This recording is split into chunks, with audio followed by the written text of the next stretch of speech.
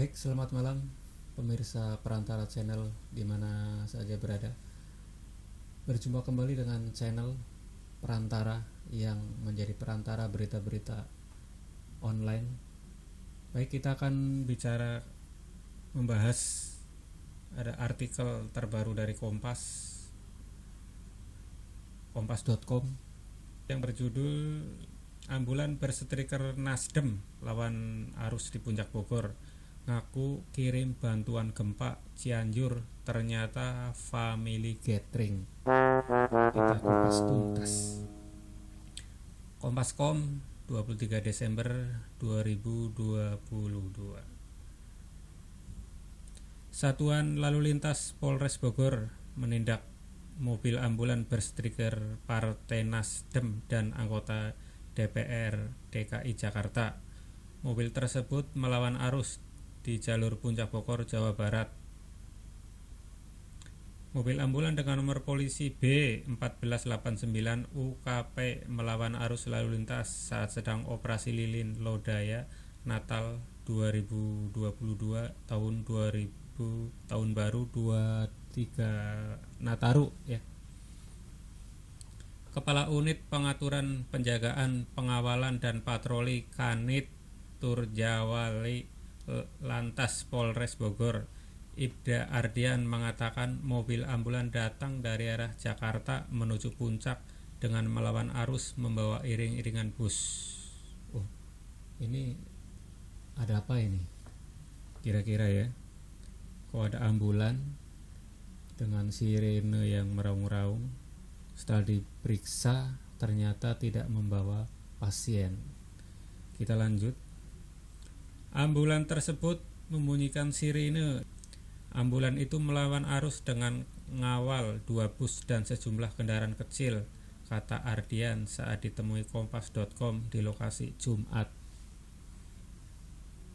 Polisi yang tengah bertugas pun merasa aneh saat melintas ambulan dengan melawan arah. Sejumlah petugas langsung menghampiri dan memberhentikan ambulan tersebut.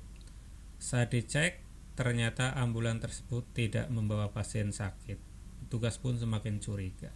Nah ini nih, banyak sekali yang memanfaatkan mobil ambulan ya untuk kepentingan, keperluan yang sebenarnya tidak perlu. Ya contoh seperti berita ini. Ternyata setelah kepolisian mengecek, memberhentikan mobil ambulan tersebut, mobil tersebut tidak membawa pasien atau membawa orang yang sakit. Petugas kemudian bertanya ke sopir ambulan itu, namun sang sopir justru mengatakan bahwa ambulan sedang membawa bantuan donasi gempa. Petugas kemudian memeriksa dan menggeledah ambulan itu. Ternyata mobil ambulan itu tidak membawa siapapun. Nah, ambulan itu harusnya sesuai untuk peruntukan membawa jenazah, membawa orang sakit atau membawa orang yang kritis gitu ya. Bukan cuman untuk ini kepentingan apa ya. Polisi akhirnya meminta sopir untuk turun dan membuka ambulan. Saat dibuka terdapat 4 orang penumpang dewasa. Di dalam ambulan itu tidak terlihat fasilitas kesehatan seperti tabung oksigen, bahkan tandu sekalipun. Ya mungkin ini hanya perbuatan oknum saja ya, kebetulan atau pas mobil tersebut berstiker Partai Nasdem yang memang sekarang nih Partai Nasdem sedang disorot setelah ketumnya Surya Paloh itu mendeklarasikan mendukung Anies Baswedan sebagai capres ya tahun 2024 mendatang. Ini tentu akan menjadi bahan-bahan terutama untuk lawan musuh politiknya ini, untuk terutama para buzzer akan semakin gencar untuk membuli.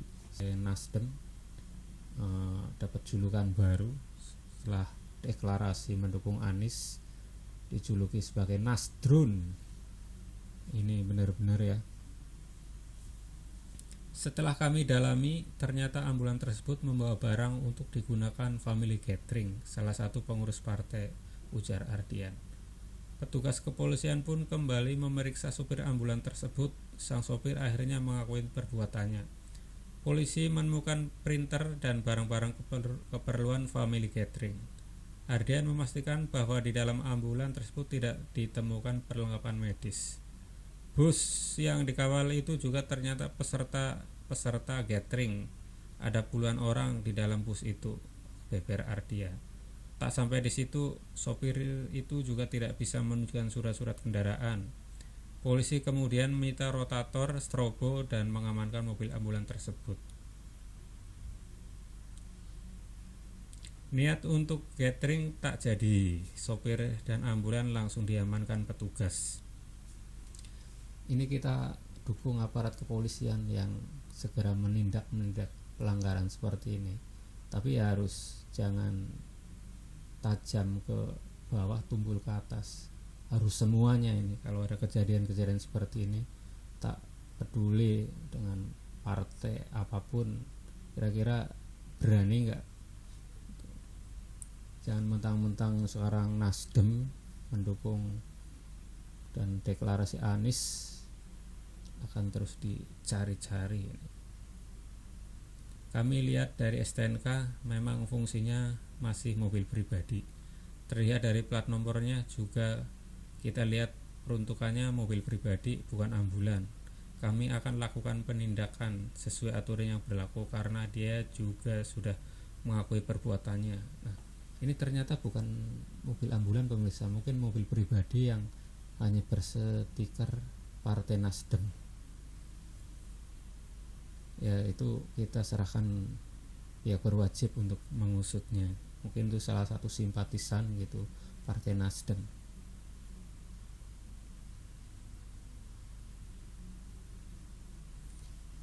Kita beralih ke berita yang lainnya ya. Ini ada berita yang tidak kalah seru ya, dari detiknews.com, dari politisi PDIP yang kemarin kalah gitu. Mungkin beliau itu masih belum move on, masih sakit hati karena mungkin tidak percaya dia dikalahkan oleh waktu itu dengan dikalahkan oleh Anies Baswedan ya. Jarod PDIP, politik identitas jahat saya pernah alami di Pilgub. Ketua DPP PDIP Jarod Saiful Hidayat berbicara mengenai politik identitas pada pemilu. Jarod menilai politik identitas jahat dan perlu dihindari. Bangsa kita ini kan lahir sebagai bangsa yang majemuk, yang masing-masing mempunyai identitas, yang masing-masing mempunyai perbedaan. Nah, politik identitas itu jahat. Nah ini ya, orang yang masih menggaung-gaungkan politik identitas. Mungkin beliau itu, Jarod itu masih belum move on, sakit hati, ya macam-macam lah, kalah pilkada gitu, sekarang menggaung-gaungkan politik identitas. Masing-masing punya identitas, benar, masing-masing punya identitas. Saya, Anda punya identitas, ngapain harus tutup-tutupi identitas kita? Politik identitas itu muncul setelah Ahok kalah pilkada ya, digaung-gaungkan oleh mereka, digaung-gaungkan terus. Kemudian Jarod bercerita pengalamannya terkena politik identitas Pilgub DKI 2017.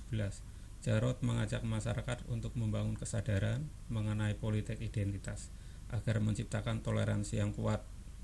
Narasinya cuma-cuma itu aja, toleransi, radikul, politik identitas. Sepertinya beliau Bung Jarod tuh tidak menerima ya, tidak bisa move on. Ya kita lihat saja seperti di DKI, mungkin tidak ya, tetapi timnya di bawah, warga masyarakat. Ini tugas kita sebagai pemimpin bangsa, para calon siapapun. Serasa warga DKI itu udah sangat cerdas. Untuk itu kita bisa membangun kesadaran, menguatkan kepribadian, menanamkan cinta kasih, toleransi satu sama lain. tidak membiarkan apabila tim-timnya itu, siapapun itu, kemudian melakukan penistaan, penghinaan dengan persekusi. Yang maaf ya, saya pernah alami itu di Jakarta.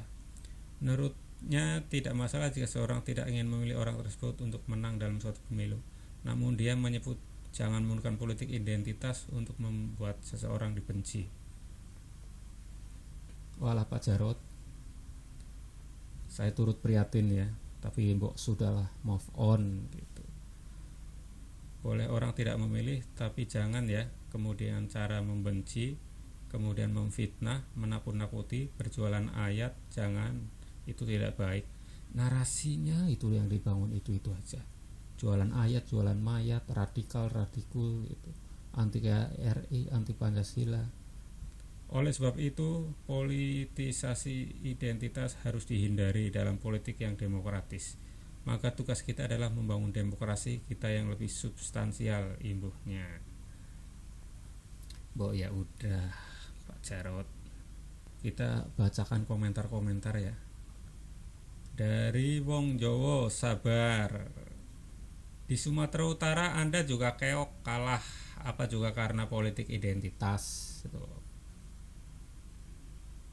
Kita bacakan lagi dari para netizen. Dari Saragih, padahal semua kita tak mungkin lepas dari identitas.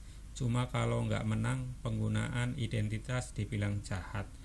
Politik identitas juga berawal dari Ahok sendiri yang mulutnya arogan. Nah itu Pak Jarot nih. Introspeksi diri, kalau kalah jangan salah kalahkan lawan. Yang ada malah kelihatan situ ngawur. Cuma di Jakarta Anda kalah, tapi di daerah lain Anda juga mental. Masa ketua DPP buat statement blunder begini? Apa memang begitu cara berpolitik partai Anda yang selalu menyerang lawan dengan presiden negatif? Bisa jadi itu karena dia kalah. Coba kalau dia menang, mungkin akan dianggap enteng dan sombong. Dari Supani, yang jahat partai yang paling banyak koruptornya, itu baru jahat. Anda tahu partai yang paling banyak koruptor? Komen di bawah.